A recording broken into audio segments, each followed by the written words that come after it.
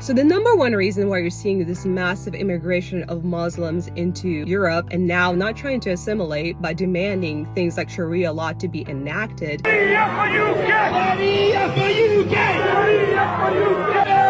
is because Europe had turned its back on the Lord. It had turned its back on the Lion of Judah. And this is just a natural consequence. You know, people like Richard Dawkins have for years preached this idea of new atheism. There is no God. We don't need God. When in fact, people are religious at their core. You know, so what Europe did, you know, it underestimated a people who are not confused about their God, who are very loyal to their God. And now they're demanding a throne for their God. And I remember reading this book, you know, by Douglas Murray called The Strange Death of Europe like 6 years ago. And he was talking about how the dangers of Islam, and now I see it all play out, you know. And here's the thing. Let me say this in English so you can understand what I'm saying. There will come a day that we will see far more radical extremists and terrorists coming out of Europe because of the lack of decision making, trying to be politically correct, or assuming that they know the Middle East and they know Islam and they know the others far better than we do. And I'm sorry, but that's pure ignorance.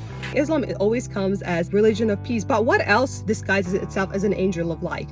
The enemy does. And here's the thing, this is not the time for us, you know, as Christians to hate Muslim people. This is the time for us to wake up, try to understand what Islam is all about, what the Quran is all about, you know, and find ways to present our Christian faith to people who are Muslims because they're being deceived. Here's the thing, you know, when you think about geopolitics, this is why Islam is literally the Trojan horse of the West. It disguises itself as one thing until it's too late, and it's all about world domination, because jihadist Islam is not a religion of peace, it's a religion of war.